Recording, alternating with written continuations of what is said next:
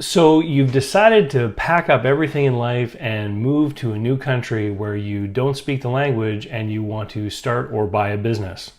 This week, I want to give some advice to economic immigrants or immigrant entrepreneurs.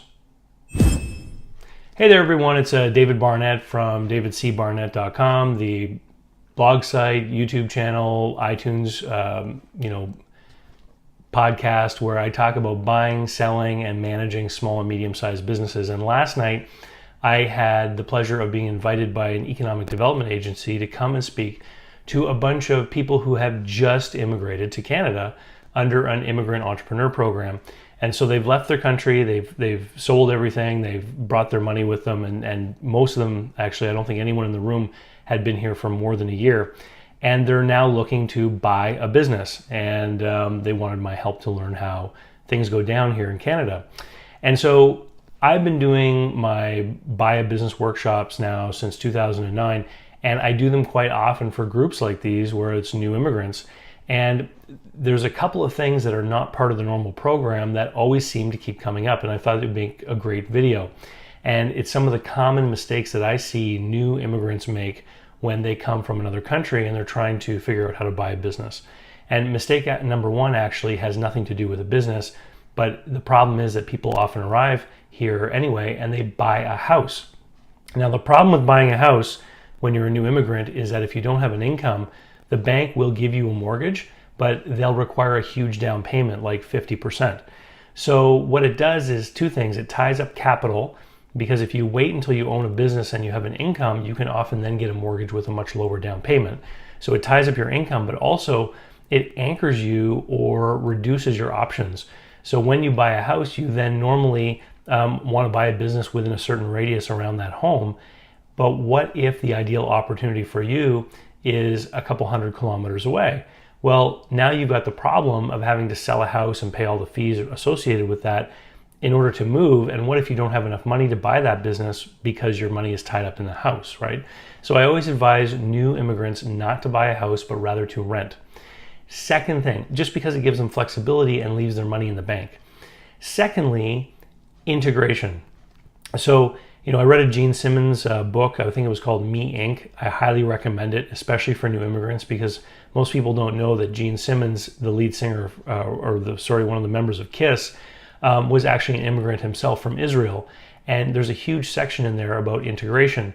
And right here on my street where I live, in one direction, I've got some neighbors that are from Korea, and they literally stay home all the time. They never come outside, and they watch Korean television over the internet, and they're not working on their language skills. And in the other direction, I've got another Korean family, and they're out and about all the time. The kids are always playing in the street. Their mom is always out talking with neighbors. She's always got Google Translate in her pocket, like when she needs to express herself and doesn't know the word. And she's always talking with people in the schoolyard when we pick up our kids from school. And she's making her best effort to learn English and to integrate. Over the course of the years that I've been helping people buy businesses, the most successful immigrants were the ones who made a real effort to get involved in the local community. Don't forget that 80% of businesses that change hands do not go through a broker. They're private sale. So if you want to get yourself these opportunities to actually become aware of a business that might be for sale, you're going to learn about it from a local person. So you need to figure out, how am I going to integrate myself into the business community? And so what I was recommending last night is that when a new immigrant comes to a country, the first thing you need to do is get a job, no matter how menial, if it's going to put you in the public, because that will force you to improve your language skills. And depending on the program that you're using to come into the new country, you may not be allowed to work, but that doesn't bar you from taking on some kind of volunteer role where you can help out a local community group and practice your English, and more importantly, make friends. So a part of that integration is joining organizations, things like the Lions Club, the Kiwanis Club, the Rotary Club. This is where professionals and business owners get together and they gossip and talk about things. And these are the people that you want to know if you're looking to buy a business, because they're going to hear about it and they're going to pass your name along, okay?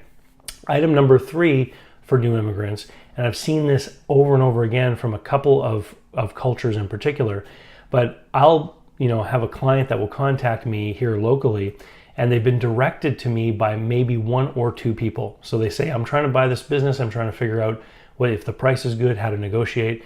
And people will say, go talk to David Barnett. And then they'll contact me, and the very first thing they try to do is negotiate my rate, right? And so I think it's rather funny, because what they're trying to do with me is save themselves $20 or $30 while I'm trying to save them 50, 100, $250,000, right? Lots of money. They're trying to nickel and dime me for 20 or 30 bucks. And I don't put up with it. I just say, no, this is my rate. And the reason people are telling you to come to me is because I can give you good service and I know what I'm doing. But I've seen it over and over again, unfortunately, after people have bought a business. So someone comes to this country, they negotiate, they buy a business, and then there are problems, and then I get hired usually after the insistence of maybe their lawyer. And I come in and I look at the deal, and I find out that they overpaid by a huge amount of money. And the reason they didn't engage with someone like me is because they were trying to save money on advice. So don't be penny wise, pound foolish. Don't nickel and dime your way through what's likely going to be one of the most important and biggest transactions in your new country.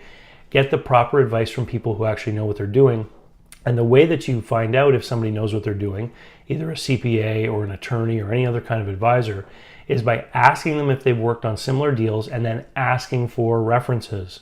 It always boggles my mind when people will ask a roofer for 3 or 4 references or ask a plumber for references, but they'll never ask an attorney or an accountant for references. It's the same kind of thing. Most accountants spend their time doing tax returns and preparing financial statements.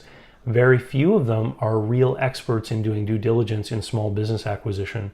And the same thing goes with lawyers. A lot of them spend their time with, family issues or real estate, and very few of them are expert at doing small business acquisitions. The generalists will tell you they can do it. What I want you to do is ask them for past clients and find out if those people were satisfied after the fact. Anyway, if you are new to any country, or even if you're not new to any country and you're just trying to buy a business, the thing that I recommend everyone do is do my Business Buyer Advantage program. It's over 9 hours of material, and especially if English is not your first language, it's great to do online because you can stop and rewind and redo the modules until you understand exactly what I'm talking about. And you can go and find it at businessbuyeradvantage.com. And of course, 30-day money-back guarantee if you're not satisfied. We'll talk to you later. Don't forget to sign up for my email list. And I'm still working on my Buy a Business in 2018 program. The details will be coming first to the people on the email list. So if you want to work with me in a group setting with a bunch of other people around the world who are trying to buy a business in 2018 and have actually committed to doing the work and taking action to make it happen in 2018, then you need to join my email list. Go to davidcbarnett.com and wait for the email where I will open registration. And there's going to be a limited number of spots because it's going to be a group of people working together, having meetings more than once a month. Anyway, we'll talk to you soon and have a great day.